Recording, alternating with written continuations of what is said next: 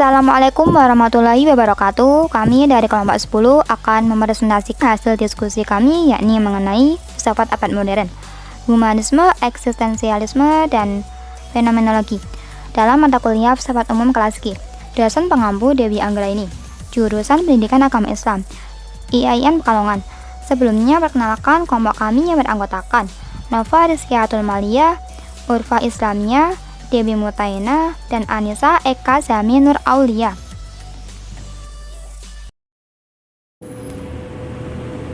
Pengertian humanisme.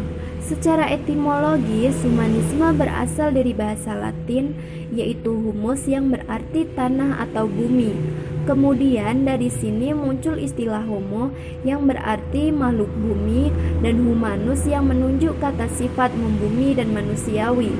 Sedangkan secara historis, perspektif humanisme pada masa Yunani klasik berangkat dari pertimbangan-pertimbangan yang kodrat tentang manusia. Humanisme adalah istilah umum untuk berbagai jalan pikiran yang berbeda, yang memfokuskan dirinya ke jalan keluar umum dalam masalah atau isu-isu yang berhubungan dengan manusia. Humanisme modern dibagi menjadi dua aliran, yaitu humanisme keagamaan atau religi yang berakar dari tradisi Renaissance pencerahan dan diikuti banyak seniman, umat Kristen garis tengah, dan para cendekiawan dalam kesenian bebas. Pandangan mereka biasanya terfokus pada martabat dan kebudiluhuran dari keberhasilan serta kemungkinan yang dihasilkan manusia. Yang kedua, humanisme sekular yang mencerminkan bangkitnya globalisme, teknologi, dan jatuhnya kekuasaan agama.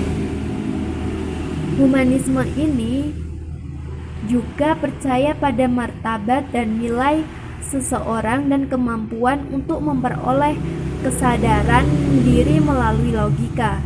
Orang yang masuk dalam kategori ini menganggap bahwa mereka merupakan jawaban atas perlunya sebuah filsafat umum yang tidak dibatasi perbedaan kebudayaan yang diakibatkan adat istiadat dan agama.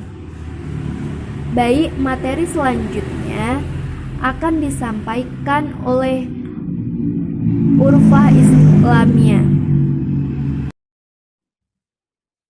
Sejarah humanisme. Humanisme mulai digunakan dalam masyarakat di era 1400 sampai 1650 Masehi. Meskipun begitu, istilah humanisme pertama kali digunakan lingkup akademis oleh praktisi pendidikan Friedrich Immanuel Niethammer tahun 1808.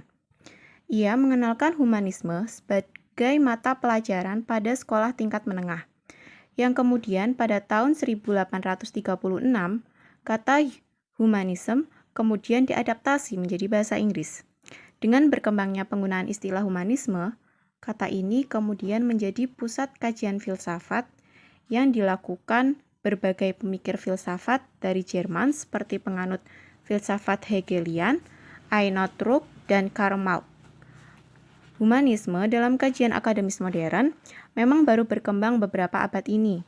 Namun, humanisme sendiri merupakan konsep yang telah lama berkembang bahkan sejak abad sebelum Masehi.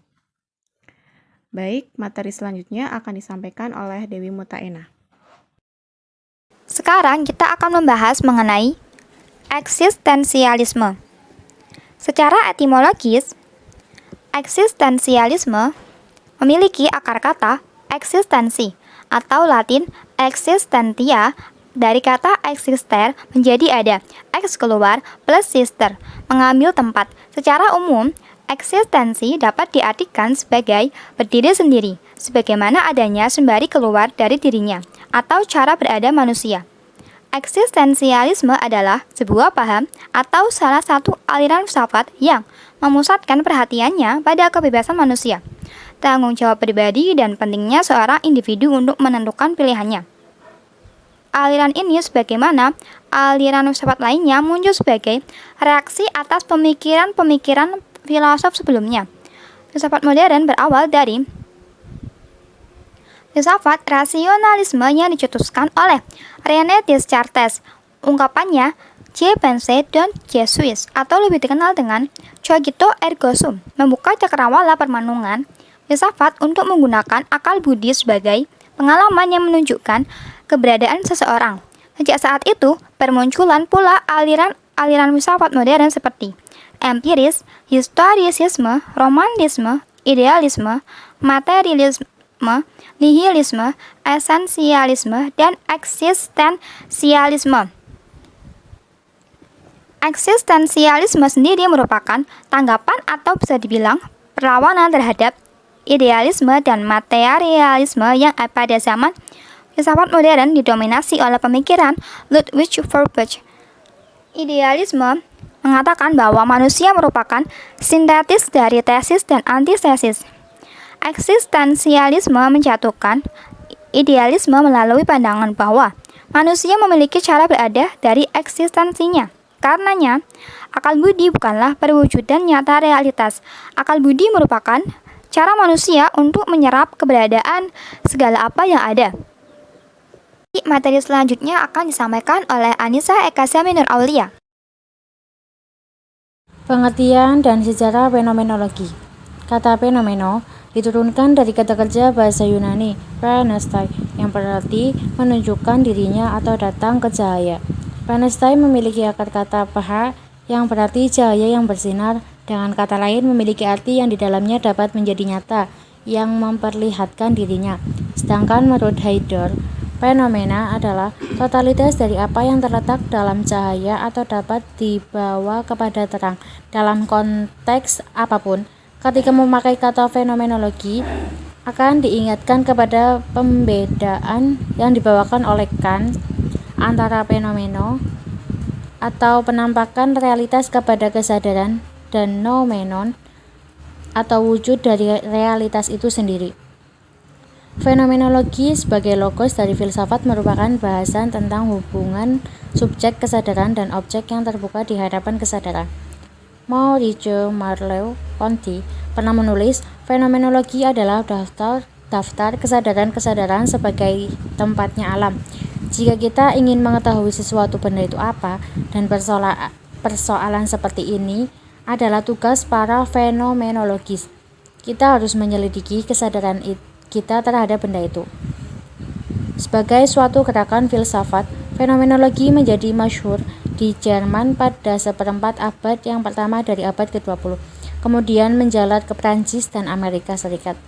Pencetus aliran fenomenologi adalah Edmund Husserl pada tahun 54 tahun. Ia baru dapat menyajikan permulaan penyelidikannya, yaitu deskripsi pertama yang telah diolah baik tentang fenomenologi sebagai metode yang keras untuk menganalisis kesadaran. Kemudian ia diikuti oleh Max Scheler yang mempunyai keyakinan bahwa filsafat itu pada pokoknya membicarakan tentang situasi historis manusia. Baiklah, sekian pemaparan hasil diskusi dari kelompok kami. Hanya itu yang dapat kami sampaikan. Apabila terdapat kesalahan, kami mohon maaf. Terima kasih. Assalamualaikum warahmatullahi wabarakatuh.